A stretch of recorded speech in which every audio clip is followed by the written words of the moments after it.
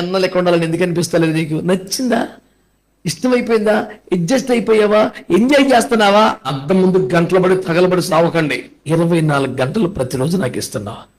ఈ 24 గంటలు కొంత సమయమైనా దేవదూతల సహాయం నీకు ఉంటుంది. యేసు రక్తం నీకు కంచిగా ఉంటుంది. ఎన్ని ఆశీర్వాదాలండి. నువ్వు కొంచెం ట్రై చేసాలు, తల్ల కిందలు తపస్సు చేసేక్కర్లేదు. నీకు చీ అనిపిస్తే చాలు. యూట్యూబ్ లో, ఫేస్బుక్ లో పెట్టి శరీరం మీద, సోకుల మీద మేకప్ ఎడిసన్ లైట్ తయారు చేయడంట కదా, 599 సార్లు ఫెయిల్ అయిపోయాడు. 600 సార్లు క్లిక్ అయిపోయాడంట. ప్రపంచానికి వెళ్తే వచ్చేసింది. దేవుని వాక్యంలో దమ్ము లేదా, సరుకు లేదా, సత్తా లేదా? ఈ వాక్యము చదువుతుండగా నీలో పని చేసే కెపాసిటీ వాక్యానికి లేదా? ఏంటి పుస్తకమా? ఎండమూరి వీరేంద్రనాథ్ నవల ఇది. ఎవరికున్నా దేవుని వాక్యం అంటే ప్రాణం, ఆత్మ, కీళ్ళు, మూలికలు దూరి శోధించే మొత్తం కెలికేసి మర్చేస్తుంది నిన్ను. కెపాసిటీ ఉంది ఇక్కడ. సంఘం అంటే దేవుని తోట. బైబిల్లో ఉందా లేదా? ఇప్పుడు దేవుని తోట చీడ పడితే ఏం చేయాలి? పురుగు పడితే ఏం చేయాలి? ఫలించని కొమ్మలుంటే ఏం చేయాలి? యేసు రక్తమే. ఇప్పుడు చెప్పండి, తోట ఫలించాలా వద్దా? ఆ తోట మనమైనా కాదా? మరి మన వలన దేవునికి రావాల్సిన ఫలం ఏంటి? సందా. నా మీద పడి ఎడుతారు పాస్టర్లు. కానీ ఒక్కోసారి వీడెవడో తిండం మమ్మల్ని తిన్నవాడు పద్దాక సందా వద్దని చెప్తాడని నా మీద పడి చచ్చిపోతున్నారు. కానీ నేను ఒక మాట అంటాను, సందా వద్దు అంటలేదు నేను, అది లాస్ట్ అంటాను నేను. దానికన్నా ముందు చేయవలసిన చాలా ఉంది. ఏమి చేయకుండా పొలమును అట్టుకొచ్చి ఆదికాండం 4 వచ్చిన చీకొట్టాడు సందానే. బైబిల్లో 100 మాటల కానీ ఫస్ట్ కోటమే సందా చీకొడతాం. నీకు తెలుసో తెలీదు మరి. బైబిల్లో ఫస్ట్ కోటం సందా పడతాం కాదు, చీకొడతమే ఫస్ట్ కోటం. దమ్ముండాలి ఆ రేంజ్ భక్తి చేయాలంటే. అది ఎంత చిరిపోయిన సన్నాసి పాపి చివరమైన మారు మనసు పశ్చాత్తాపం బుద్ధి లేకుండా సందా ఇస్తే మాత్రం God bless you my child. నువ్వేమనాలి? అది సరే కన్నా ముందు ఈ పద్ధతి మార్చుకో. ఇది దేవునికి ఇష్టం లేదు. ఈ విషయంలో సరి చేసుకోకపోతే నీకు డబ్బులు ఇచ్చిన ఆశీర్వాదం ఉండదు.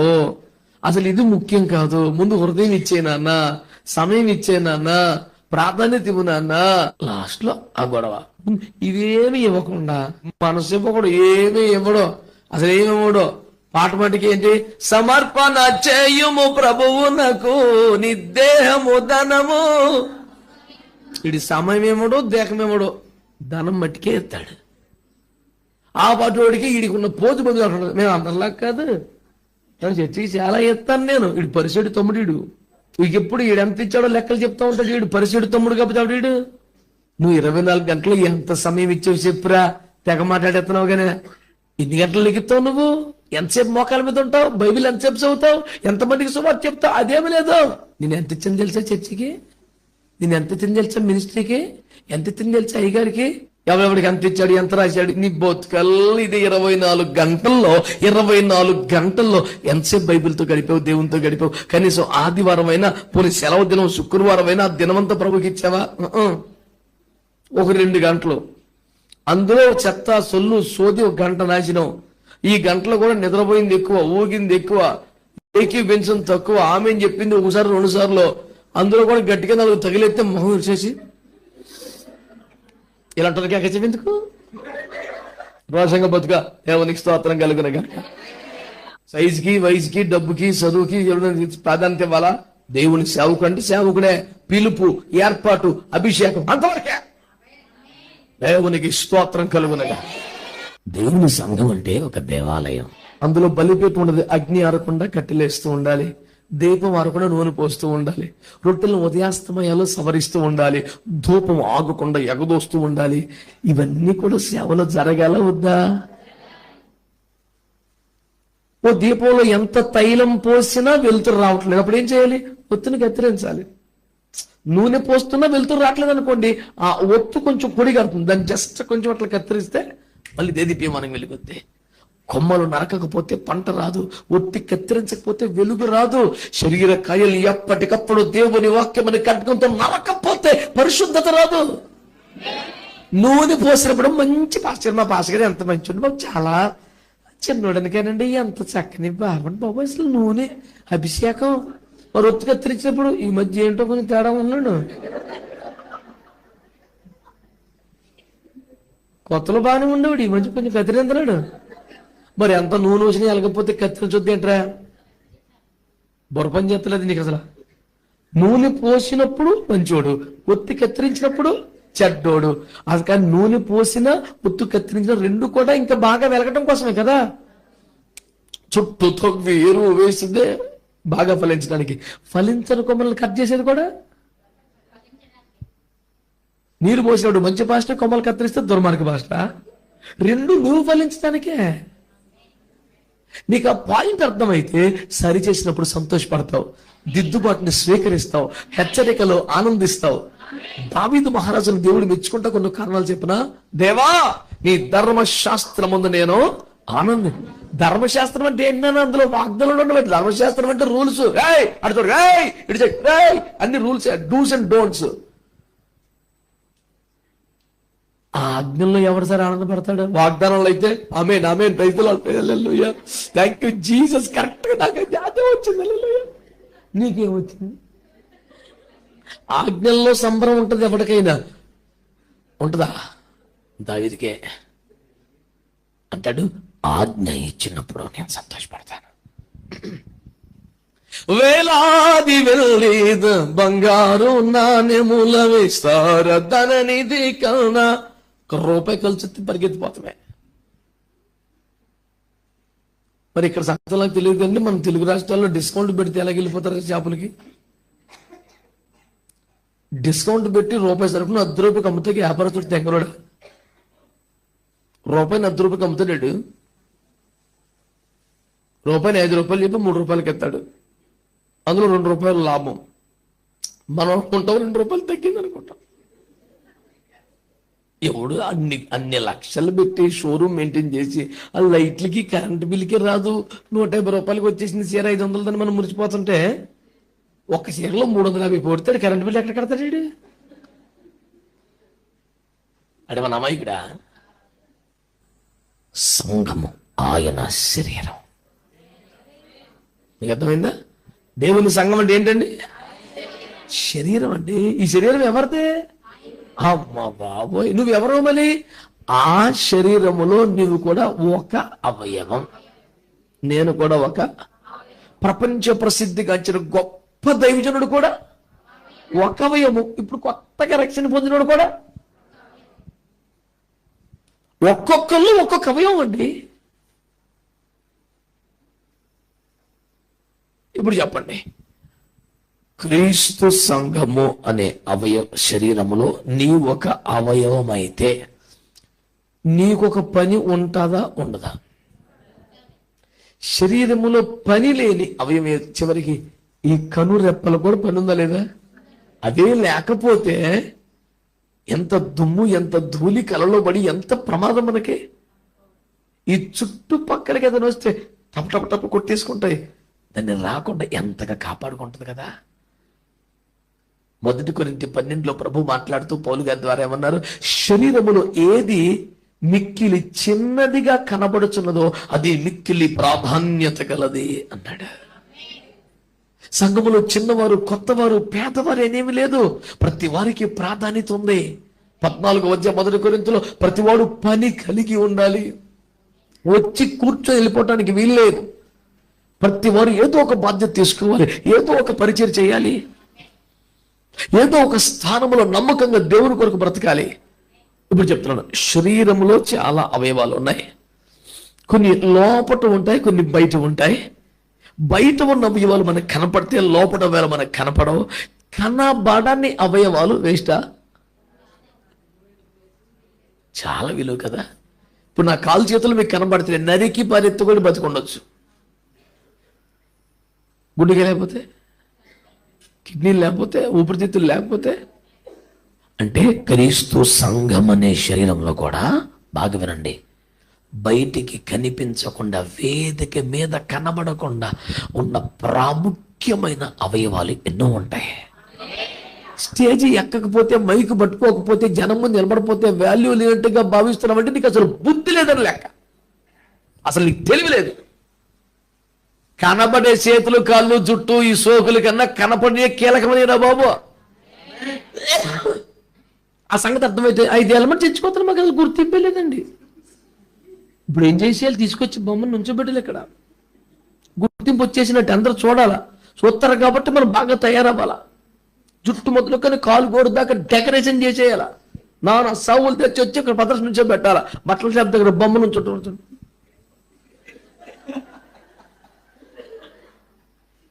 ఇంతసేపు మనిషి ఉండలేడు కాబట్టి బొమ్మ పెట్టేస్తారు. ఈ చీర దాన్ని చుట్టేస్తారు, రోడ్డు నుంచో పెడతారు ఎదురుగుండా.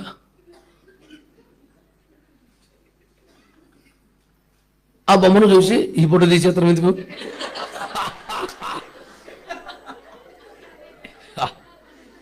ఇప్పుడు ఫేస్బుక్లో పెడతాడు, చూడు ఎలా ఉన్నాడు పని చేస్తాడు. దేవునికి స్తోత్రం. పర్వాలేదులేండి, నేను బయట ఉన్న బొమ్మనేం కాదు కదా. సంఘం ఏంటండి అసలు? దేవుని సంఘం అంటే ఏంటన్నది అర్థమే సత్తాలేదు జనాలకి. ఇది కార్మిక సంఘం లాగా, కూలీల సంఘం లాగా, కుల సంఘం, ఇది కూడా సంఘమా? 10 మంది కూర్చొని కష్టసుఖాలు చెప్పుకోవడానికి, గొడవలొత్తే చూసుకోవడానికి, ఇబ్బంది వస్తే సంకటం అందరూ ఐక్యమై ప్రభుత్వం బోధకులి దిగిరోలే అని అడుగుతాక పనికి మళ్ళీ పని. సంఘం అంటే ఏంటి?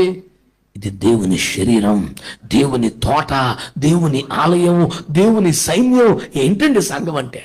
సంఘం దేవుని వధువు. సంఘము దేవుని వధువు. బా, ఇప్పుడు కాస్ట్లీ మాట చెప్తాను.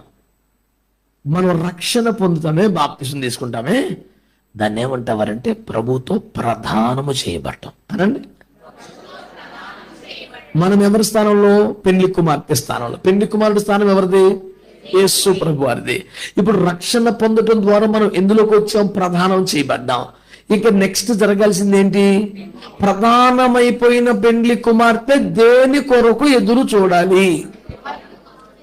పెండ్లి కోసం అనండి. ఇప్పుడు పెండ్లి వాయిదా పడితే పెండ్లి కుమార్తె సంతోషపడాలా, బాధపడాలా? పెళ్లి వాయిదా పడితే అమ్మయ్య అనుకోండి, ఖచ్చితంగా క్యాండిడేట్ తేడా. సహజం కదా. ఇప్పుడు ప్రధానమైపోయిన పెళ్లి వాయిదా పడిందంటే నిరుత్సాహం కలగాలి, బాధ కలగాలి. పోలే ఇంకా సంతోషం, ఇంకా నెల లేకుండా పర్లేదు అందంటే తెంగర పిల్లన్న అయి ఉండాలా, తేడా పిల్లన్న అయి ఉండాలా. ఇప్పుడు తేడా కూడా ఎవడో? సంఘమే. యేసు రాకడ ఆలస్యమైతే పండగ చేసుకుంటున్నాం ఇట్లా. మరి నీకు దిగులేది, నీకు దుఃఖమేది, నీకు బాధ ఏది? స్వస్థత కోసం ప్రార్థన చేస్తావు, ఆశీర్వాదం కోసం ప్రార్థన చేస్తావు, నీకు తెలిసిన వాళ్ళ కోసం ప్రార్థన చేస్తావు. ఎన్ని ప్రార్థనలు చేసావు కానీ ప్రకటన 22లో ఏమన్నాలంట? ప్రభువుని యేసు రొమ్ము అని చెప్పాలంట. అంటే రాకడ కోసం ప్రార్థన చేయాలి. బ్రతుకులు ఎన్నాళ్ళు ఏడుచుంటావు నువ్వు? ప్రభువా నీకు దూరంగా ఉండలేకపోతున్నా, ఈ లోకం మంచిగా లేదు, రకరకాల ఆకర్షణలు, ప్రలోభాలు, బలహీనతలు నాకు వద్దు ప్రభు, నన్ను తీసుకెళ్ళిపో. ఒకవేళ మరణం నీ చిత్తంలో లేకపోతే నువ్వు తొందరగా రావు ప్రభు, ఇక్కడ నేను ఉండలేని. అసలు రాకడ కొరకు ప్రార్థన చేయమని ఉంది కదా బైబిల్లో. అసలు ఆ ప్రార్థన ఎప్పుడు చేశావు? ఎంతసేపు ప్రభు ఆశీర్వదించండి ప్రభు. మరి ఇంటికాడి పిల్లలు కొంచెం గాలికి తిరుగుతున్నారండి ఆయన. మరి ఇక్కడ మనము మోకాల మీద బతికేస్తున్నాం. మరి నేను అందరినీ అంటలా, కడుపులో ఎవరికి దేవుని భయం లేదో వాళ్ళు మాత్రం ఖచ్చితంగా అంటున్నా, మొహమాటం లేదు. దేవుని భయం కలిగి బతుకున్న వాళ్ళు ఉన్నారు, దేవునికి హృదయం ఇచ్చి బతుకున్న వాళ్ళు ఉన్నారు, దేవుని కోసం కష్టపడుతున్న వాళ్ళు ఉన్నారు. ఆశల్ని, కోరికలను చంపుకొని, కాల్చుకొని, దేవుని కోసం రోషంగా నలుగొట్టుకుంటూ బతుకుతున్న వాళ్ళు ఉన్నారు. వాడిని బట్టి దేవునికి స్తోత్రం. అలాంటి కొద్దో గొప్ప లేకపోతే పని ఇంతవరకు రాదు ఉన్నారు. అందులో నీవు ఉండాలి. అది పట్టుదల. అందులో నీవు ఉండాలి. నశించిపోయే జనం లక్షల మంది, ఓడలో 8 మందే. నువ్వెందులో ఉండాలి? మరి పట్టణం మొత్తం నాశనం అయిపోయింది, బయటకు వచ్చిన 4, నువ్వెందులో ఉండాలా? క్వాలిటీ కావాలి కదా. కొత్త నిబంధనలకు వచ్చేప్పటి సగం పోతారని చెప్పాడు. 2 తిరగలి ఒకరు, 2 మంచం మీద ఒకరు, 2 పొలంలో ఒకరు. గుర్తుందా? 10 మందిలో 5 అంటే 50% పోతుందని చెప్పాడు. నువ్వు పోయిన 50% ఉంటావా, ఎన్ని 50% ఉంటావా? అదేం ఈజీ కాదు. మరి దానికోసం కృషి చేయాలిగా. ఒక పరీక్షలో పాస్ అయ్యాడు ఎంత చదువుతాడండి? ఒక ఉద్యోగం కోసం ఎన్ని తిప్పలు పడతాడండి? ఒక పరుగు పందెంలో పథకం కొట్టాలంటే ఎంత అలిసిపోతాడండి? మరి ఏకంగా పరలోకం కొట్టేయాలంటే పెళ్లి కుమార్తె స్థానం అంటే మనకు సిగ్గుమాలిన ప్రసంగం విన్నాను నేను. ఏంటో ప్రసంగం అంటే, అందరూ పెళ్లి కుమార్తె సంఘం అని ఎడితే మరి పెళ్లి విందుకు ఎవడు వెళ్తారా? ఆ టార్గెట్ ఏంటి ఇప్పుడు?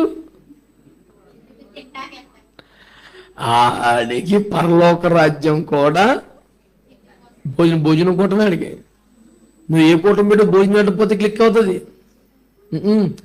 అగ్ని వంటి అభిషేకంతో ఆరాధన జరిగిన, సుమధుర సంగీత సింహావరి పెట్టిన, ఆ బలమైన అభిషేక వర్తమానం ఇచ్చిన, కన్నీటి ప్రార్థనలు చేసిన, కూటమి అయిపోయాక భోజనం లేకపోతే మళ్ళీ నెక్స్ట్ కూటం గిడి కనపడ్డావు. అంటే సుమారు 9:30, 10 అయిపోతున్నారా, అప్పటి నుంచి రూమ్కి వెళ్ళి భోజనం ఇవన్నీ కుదురుతలేదు. భోజనం పెట్టే పొలం అయితే 9:30 కల్లా వచ్చేసి అరగంటలో నేను కానిచ్చేసి వెళ్ళిపోతాను. నీకు ఎప్పుడైనా కష్టం వస్తే, కుదరకపోతే, డ్యూటీ వదలకపోతే, ప్రయాణంలో ఆటంకం వస్తే, ఏదైనా బలహీనత వస్తే ఆలస్యం ఉండడం సహజం. ఎవరికైనా బోల్డ్ కారణాలు ఉంటాయి. కానీ తొందరగా రావటం ఇష్టం లేకనే ఆలస్యం అయితే, ఇంతసేపు ఎవడు కూర్చుంటారు రోడ్డు మీద తిరిగేస్తే, అంత తిండి వేచ్చే కదా ఇక మనం చేయకుండా ఎంత బతికి తిండి కోసం మాట్లాడతారు ఇద్దరం. కాకపోతేనే అది కూడా 7 సముద్రాలు ఇది అంటే మురికలు పడి చచ్చిపోడంట. Quality maintain చేద్దా. పెళ్లి కుమార్తెకి ఆలస్యం అవుతుంటే బాధ అనిపించాలి, వాయిదా పడుతుంటే దుఃఖం రావాలి. సర్లే అమ్మాయి, పెళ్లి వాయిదా పడిందంట కదా, సరదాగా క్రికెట్ మ్యాచ్ ఆడుకుందాం. వెళ్ళలేదు. ఇక రోగం వచ్చిందల్లా పడి ఆడకపోతే రా బయట రా, అలా సంతకాలు సరదాకి వెళ్దాం. నా వల్ల కాదా. యేసు అక్కడ మనము పరితపించాల్సిన విషయం, ఎదురు చూసి వేదన పొందవలసిన విషయం, కన్నీళ్లతో వేడుకోవాల్సిన విషయం, లైట్ తీసుకోవాల్సిన విషయం కాదు కదా. కష్టం వస్తే ఏడుస్తావు, వ్యాధి వస్తే ఏడుస్తావు, ఎవరినో కబుక్కుని ఇంతలో మాట అంటే నువ్వు దుఃఖపడతావు, ఎన్నింటికో ఏడుస్తావు. దేవుని సన్నిధిలో రాకడ నీకు ఎందుకు ఏర్పడి రాలేదురా, ఎన్న లెక్క ఉండాలని ఎందుకు అనిపిస్తలేదు? నీకు నచ్చిందా? ఇష్టమైపోయిందా? అడ్జస్ట్ అయిపోయావా? ఎంజాయ్ చేస్తున్నావా? విరక్తి వచ్చేయాలి, వైరాగ్యం వచ్చేయాలి, వెళ్ళిపోవాలి ప్రభు సన్నిధికి అని ఆరాటం చేయాలి. దేవుని తోట, దేవుని ఆలయం, దేవుని సైన్యం, దేవుని దేవుని దేవుని ఇన్ని ఉన్నాయి కదా, ఇందులో ఒక్కటైనా మనది అనేది ఉందా? మనకి ఈ మాత్రం దానికి దాని మీద పట్టు సాధించటమో, దానిలో పదవో, దానిలో ఘనతో, దానిలో పెత్తనమో, ఏటి దరిద్రం అని అర్థం. ఒక మేటర్ అడెవడో రోడ్డు మీద పట్టుకొని సంచిలా తెరిచి ఇలాగ అన్నాడట, పొద్దు కుంగిపోతుంది కదా, పొద్దు నుంచి ఇదే పని మీద ఏం చేస్తున్నానంటే గాలి పెట్టుకున్నాను అన్నాడట. సంచిలో గుప్పుడుతో గాలి తీసి సంచిలో వేస్తున్నాడు. ఇడి ఎప్పుడు పొద్దున్న మొదలెట్టాడు, సంతకాడికి చివరికి వచ్చేస్తుంది, పని అవుతలేదు. దాన్ని సులభం ఏమన్నాడు, ఒకటి గాలికై ప్రయాసపడినట్టే వస్తుంది. గాలి వ్యర్థమైన దాని కోసం ప్రయాసపడితే అంత సన్నాసి రకం అని చెప్పాడు బైబిల్లో.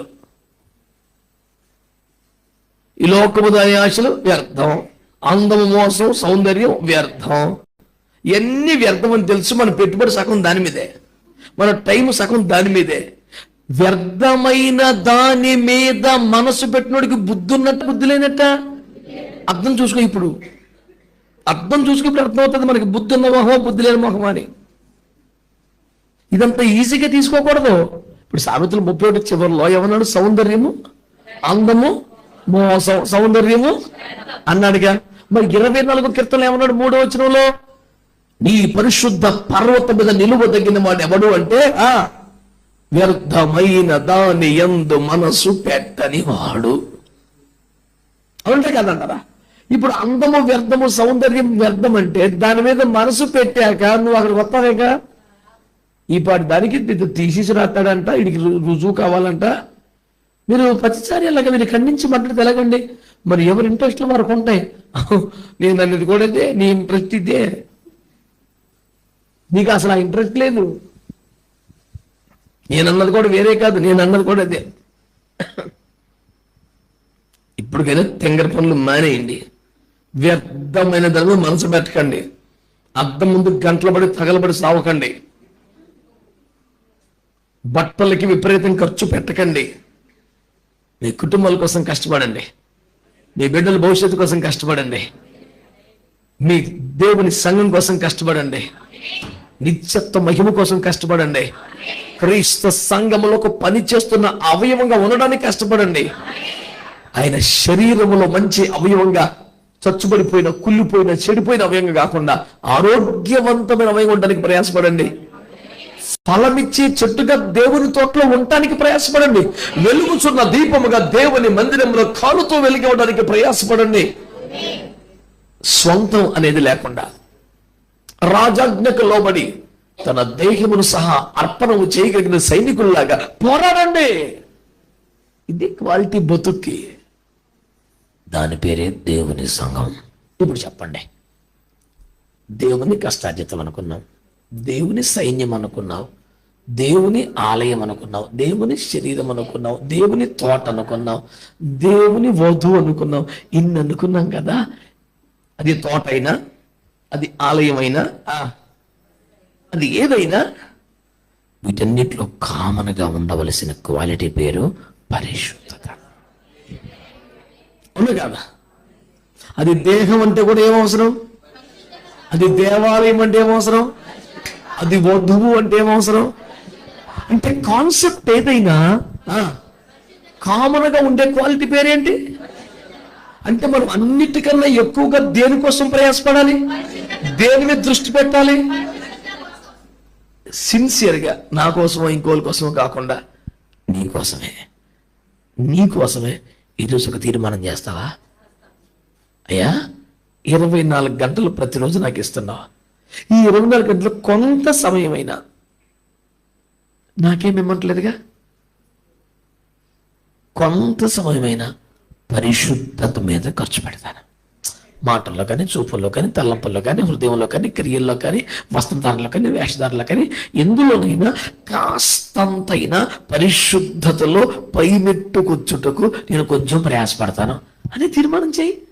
దేవుని కృప నీకు ఎంత సపోర్ట్ ఉంటుంది, దేవదూతల సహాయం నీకు ఉంటుంది, యేసు రక్తం నీకు కంచిగా ఉంటుంది, దేవుని ఆత్మ నీకు తోడుగా ఉంటాడు, దేవుని వాక్యము నీకు సంరక్షకుడిగా ఉంటాడు, దైవజనుడి ప్రార్థన నీకు దీవెనగా మారుతుంది.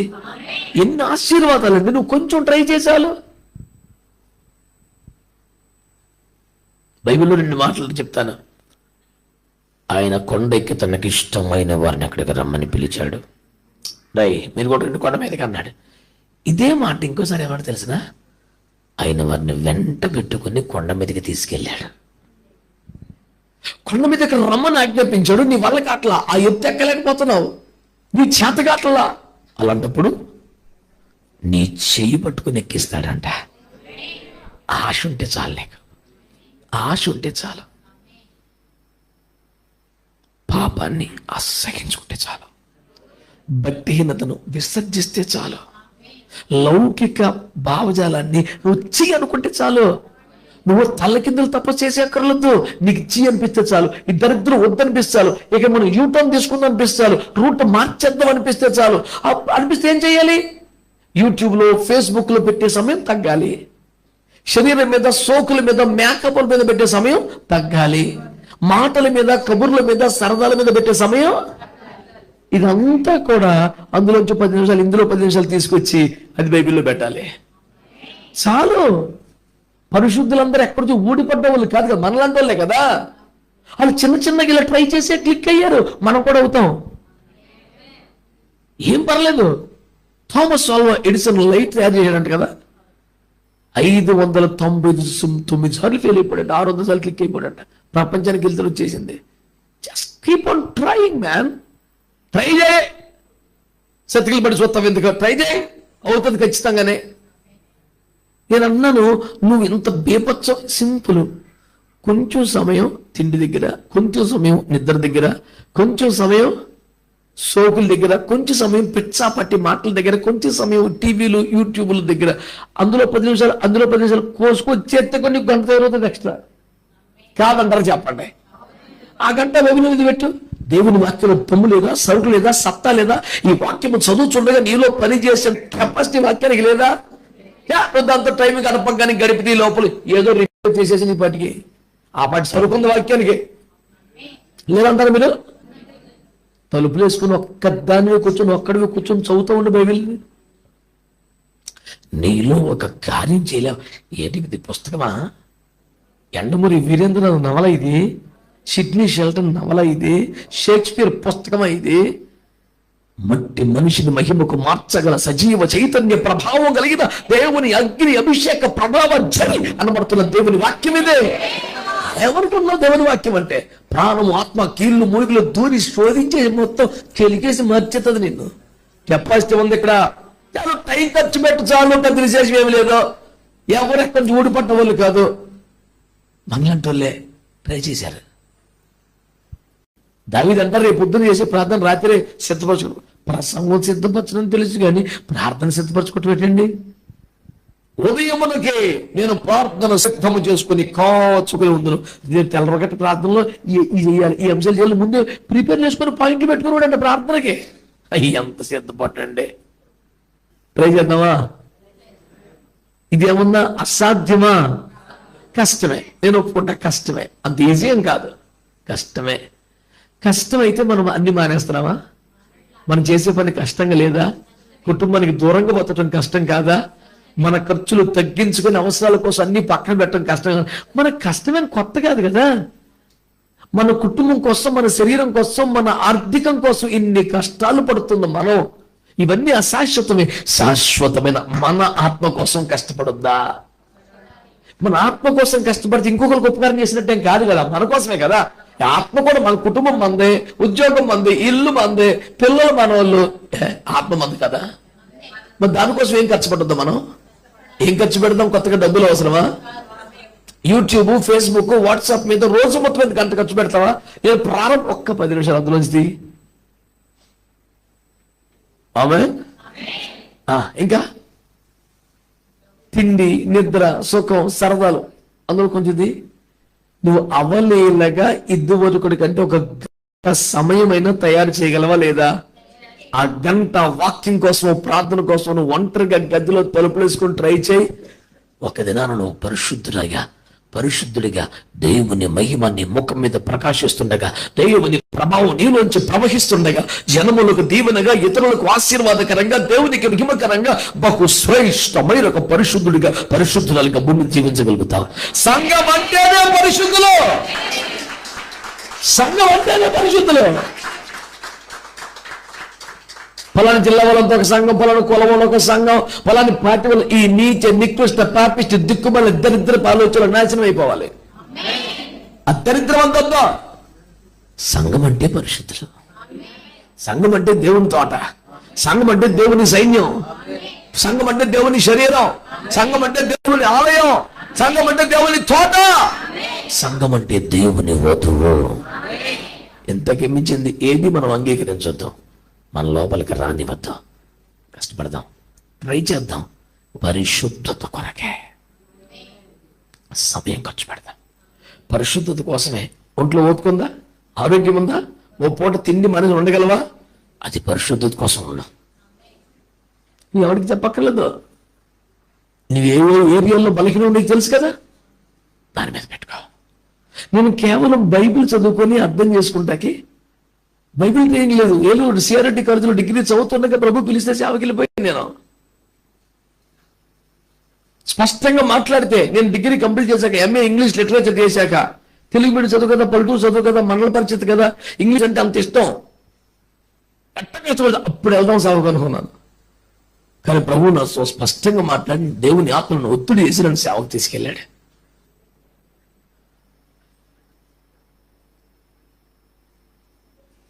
ఈ ఆశలో ఉండిపోయింది.